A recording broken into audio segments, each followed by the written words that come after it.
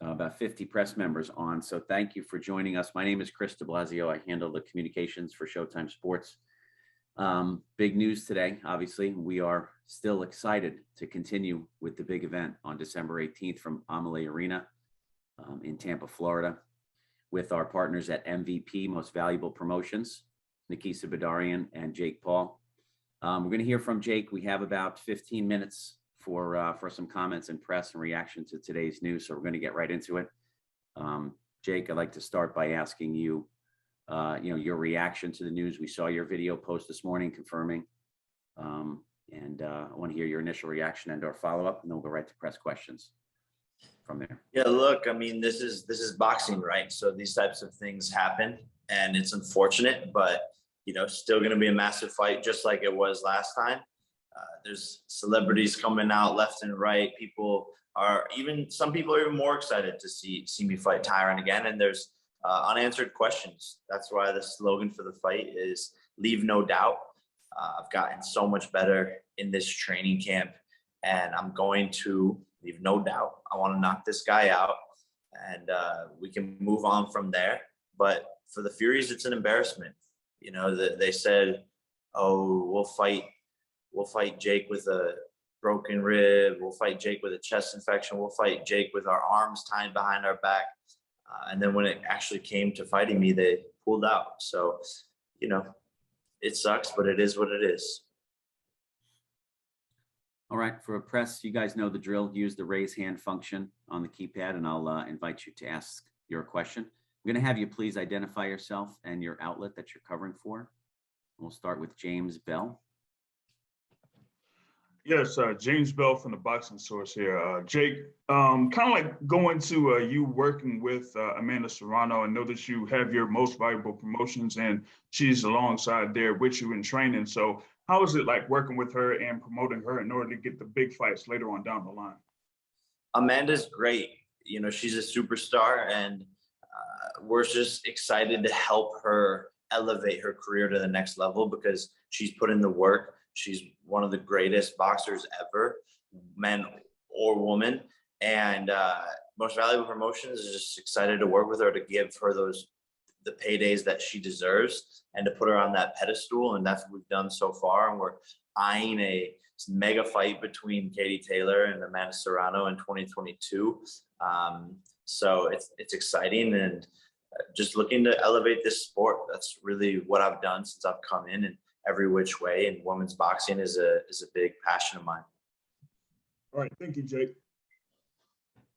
Thank you, James. We're going to go to Nolan King. Nolan. Hey, Jake. Nolan King from USA Today and MMA Junkie here. Obviously, for Tyron to get this rematch, there's a lot for him to gain. He can get his win back, or he can get the win that he was seeking the first time around. But for you, what do you feel like the biggest thing is for you to gain here? Having fought Tyron once before and already defeated him. For me, the biggest thing to gain is proving people wrong from last time that thought he won, which is hilarious, including the judge who made it a split decision. Clearly, he was at some different fight. But now I'm just going to back that up and go and knock this guy out. And it just goes to show that when I say anyone, anytime, any place, I mean it. And most fighters aren't like that. And for me to take whoever, wherever, whenever, this early on in my career, doing 8-round fights in my 5th fight, it's unheard of. So people just need to realize how serious I take this and how a lot of these other professional fighters don't train as hard as me. They're not as prepared as me. And like Tommy Fury, he pulled out of the fight because of, some silly little thing. I fought with a broken nose. I fought sick. The list goes on. So the last fight against Tyron, I had a hyperextended elbow. Didn't say anything. Why? Because it doesn't matter. I'm still going to go in there and find a way to win. So that's my motivation, is win. And I saw in the video you put out this morning, you had talked about how you're going to, give Tyron $500,000 should he be able to knock you out. What was the motivation behind that offer from you as well? Man, you know me, I like to make things more interesting all the way across the board. There's been this rumor going around about a no knockout clause in my contracts, which someone started and everyone else ran with. People are like sheep. They just believe anything they read or see. and they go whichever way the crowd is going. So that's been a rumor that is completely untrue. I would be in jail for rigging fights. It's illegal. And so we just wanted to squash that rumor right away. And from now on, we will be giving bonuses to my opponents if they can knock me out, because we want to incentivize them and prove to the media that, all of this, prove to the media and to the world that all of these rumors aren't true. And to be clear, that's contractual in Tyron's agreement. So there's a contractual guarantee that if he knocks out or TKOs Jake, he gets a $500,000 bonus payment. Gotcha. Thanks. And the last one for me, Tommy has issued a statement since his withdrawal saying that, he apologized and said that he's dealing with a broken rib and a chest infection, and that he hopes that this would be something that would be able to be run back next year. The fact that he pulled out of this fight, would that give you any hesitation of signing to fight him again in the future? It does. It really does. He didn't show up to the press conference, and then he pulled out of the fight. He's done a terrible job at promoting the fight that we had. He posted on social media whenever, like once every other week. He's not as hype as everyone thought, and I'm pissed off now. I don't like them. I don't like anything to do with the family. I think they're sketchy. I think they're shady. And I don't see really a reason to come back next year and give him that big of an opportunity and that big of a payday. It would almost be more fun and more satisfying for me to just leave him in the dust and make him fight till he's 25-0 if he gets that far, to get the same payday that he was getting in his 8th fight. We'll see. We'll see. Thanks, Jake. Appreciate it. Nolan, thank you. Let's go to Jake Donovan. Jake? Thanks. Hello, Jake. This is Jake. I just wanted to ask, obviously it's too late to adjust for, in training, from Tommy Fury to a rematch with Tyron, but is there anything different about this training camp that was the case in your last one? Yeah, I mean, we changed up a lot of things. A to Z, last fight showed, okay, Jake's not just going in there and knocking Tyron out. There's a lot of things to work on. I didn't fight my best fight for sure, so it wasn't even my best night, but there was a lot of things to work on, and we did that this camp. We went 10 times harder. I've sparred almost 200 rounds since that fight, and changed up a lot of details. Diet, it was one of the big things. I really stopped eating as many carbs. We brought in a nutritionist, and he tweaked every little thing, and I'm 10 pounds lighter than I was going into the last fight. So I'm feeling faster, but also stronger at the same time. Gotcha. I appreciate that. And then I also appreciate you clearing up, the no knockout, rumor in your contract. If you can also clear up a rumor about drug testing involved in this fight. Yeah, same thing. Again, it's people making stuff up. John Fury, again, he spent 11 years in prison. He's a delusional old guy, and making a rumor up. And of course, everyone believes anything they read on the internet today, which is sad because people don't actually look into it. But the smart ones who did look into it saw, oh, wait, no, there is drug testing for this fight. The Florida State Athletic Commission is drug testing Jake and Tommy multiple times. And so there was never a denial on my end of doing any sort of drug tests. And then I look at that same thing where they're out there saying, Tommy will fight Jake with an arm tied behind his back. Tommy will fight him with this. Tommy will fight him with that. And then it turned out not to be true. Then they come out and say, oh, Jake didn't want a drug test. So wait a second. Maybe they're the ones using the steroids or whatever it is. Who knows? They're a shady family, and do a side-by-side picture of me and Tommy. Gotcha. I look like I eat cookies. I'm sort of a, I'm in shape, but I'm just always been naturally sort of a tubby kid. And Tommy is ripped to shreds. Why isn't he fat like Tyson? My guess is whoever smelt it dealt it. Gotcha. Thanks for clearing that up. Looking forward to seeing you next week. Jake, do you eat cookies? Not a real thing. I did. I did eat cookies in the last camp, but this camp I cut them all out. I'm kidding. I didn't. No, but seriously, like, I love cookies, man. And it's Christmas. I got my Christmas tree like right here. I'm waiting till I can have some cookies December after this fight. Oh, all right. Our next one comes from Jeremy Herridges. Jeremy. Hi, Jake. Jeremy Herridges with fansided.com. When you get the news that Tommy's out, was Tyron your go-to for this fight, or did you have other candidates in mind? Yeah, I mean, Tyron was the immediate go-to. You know, he had been training, and again, last fight was massive, had a ton of hype around it, and there was unanswered questions. So he was really the perfect person to throw in there. Your comments about Tommy and pulling out of this fight, it really seems like you're kind of questioning his heart. Are you also questioning his motives? Do you feel like he was looking for an out in this fight? For sure, man. I question everything about that family. And when you throw, this kid is 22, right? So when you throw a 22-year-old in who he's never accomplished anything himself, the only reason he's anything is because of his brother. So he's had a silver spoon in his mouth his whole entire life. He's gotten fame because of his brother, and he's never actually had a real opponent. He's only been put in there with people who were meant to lose. So when you throw in that, you're fighting me. I'm a scary guy to fight. The shit talk, the pressure, all of this, I think he cracked and looked and tried to find a way out. 100%. I truly believe that in the deepest bones of my body, and it's just unfortunate. Thank you for the time, Jake. Much appreciated. Thanks, Jeremy. Next question is from Damon Martin. Damon, go ahead. Hey, Jake. Damon Martin from MMA Fighting. Can you kind of give me a timeline how this whole thing unfolded? Like, when did you get the news that Tommy wasn't going to fight, and then how quickly did the Tyron fight come together?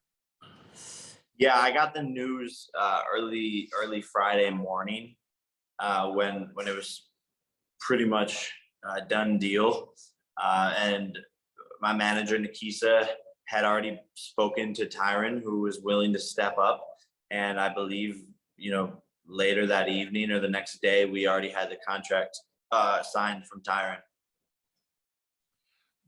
I know Tyron really wanted the rematch. We had the whole tattooed bed, all that kind of stuff went on. It seemed like you kind of put him behind you, but is there maybe a little bit of respect that, you know, listen, this is a big opportunity. He's getting a chance to maybe try to avenge his loss, but at the same time, he is taking a fight against you on 2 weeks' notice. Like, is there a certain level of respect for a guy stepping into a situation like this? 100%. You know, he has balls, and Tyron deserves a lot of credit for stepping in here. As does Jake, though, Damon. Jake deserves the same respect, right? He's taking a fight 12 days out when he's 4-0 in his career, doing pay-per-view numbers that no other boxer outside of Canelo is doing on their own. So he's risking a lot to ensure this fight stays together. And last one for you, Jake. Here, last time when I spoke to you in Cleveland after the fight, you know, you didn't make any excuses about your performance, but you said you kind of felt weird in there. Your feet felt weird. You didn't feel yourself in that fight. Do you feel like this is that chance to kind of rectify what happened the last time? I mean, you won, but you didn't get to put on the performance you wanted to against Tyron. I know you acknowledged that after the fight. Yeah, and that's why this is exciting to me, and that's what I'm using as my motivation, is the fact that I get to leave no doubt. And like you said, last fight, I had a hyperextended elbow, and I was massaging my legs the morning of the fight, which is why I found out that, you know, I get into the ring and I was feeling like just weak, almost like I was like sort of in space. So made a ton of adjustments, and he's going to be fighting a different person December 18th. And I'm excited to show him that and to show the world that. Thanks, Jake. Okay, it looks like we have time for a couple more. We're going to go to Stephen Mulhausen. Stephen?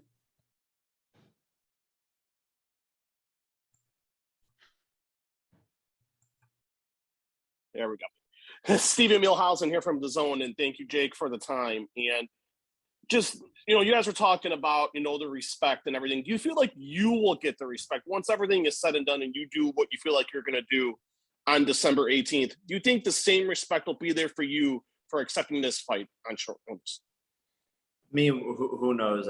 You know, the story has been people making excuses every which way about my fights. So I sort of don't care what people have to say or if the respect is there. The bottom line is I got to go in and knock this guy out. That's my job, and I plan on doing so. And we'll see what happens afterwards. But I could really care less because no one has ever wrote my checks, or the haters never paid my bills. So I don't care what people have to say. Jake, share with them what you said to me when I called you about why you wanted to keep this fight together. I mean, I was just like, the show must go on. I'll fight anybody, anyone, anytime, any place. I say that. Our team says that, and we mean it. That's the difference. Is the shit I say, I mean it. And I think a lot of these fighters, they just say stuff just to say stuff. I have a responsibility to put on this show for my fans. I wanted to fight 3 times this year, and every fighter on the undercard, imagine them getting the call being like, oh, the event's canceled. Like, that sucks for everybody. A lot of these boxers live paycheck to paycheck, fighting, and they need this in their life. So I had to step up to the plate, and I didn't care who it was that they threw me in there with. So there was no consideration to canceling the card and switching it to maybe sometime in the first quarter of 2022. Not from Jake's part. Yeah, not on my part. There was the business side of it, the show times, and Nikisa, who they were weighing all the options, and I was like, yo, no, like, we need to do this fight. Throw whoever in there, and because the way I looked at it was, let's see. Okay, they move it to January, they move it to February. Well, Tommy's gonna find an excuse then to not do the fight. So fuck this guy. Like, on to the next one. I have one more, and I know you on social media have gone back and forth with Gervonta Davis, and I just wanted to get your thoughts, Jake, on his performance last night, if you even watched the fight. Yeah, I thought he lost. I think a lot of people will say that, and I agree as well. I thought they were going to give it a draw, obviously, because he signed with Mayweather Promotions, Al Heyman, and we know how dirty boxing is and how judges are being paid off. But of course, those close swing rounds are going to get thrown to Gervonta, but I thought he lost. He didn't throw he hurt his hand or whatever for 3 rounds. He didn't throw a single left hand, and some of the judges gave those rounds to him. It doesn't make any sense. And, he calls me a clown, but he had a clown performance. Thank you, Jake, for the time, and see you next week in Tampa. Thank you, Stephen. So to clarify, the December 18th program is a Showtime pay-per-view event from Amalie Arena, and the card is unchanged other than the main event opponent, obviously, for Jake. Amanda Serrano will face Miriam Gutierrez in a 10-round lightweight bout. NBA star Darren Williams will face one of the NFL's leading rushers, Frank Gore, in a 4-round heavyweight bout. Those men are making their professional boxing debut. And top junior welterweight contenders, Liam Paro, undefeated fighter, facing Yomar Alamo, also undefeated, in a 10-round junior welterweight bout. So the event goes on as changed, thanks to the good work by Nikisa, the commitment from Jake, and from Tyron Woodley. I want to thank you guys for joining us today. And Jake, thank you for your time. Thank you, guys.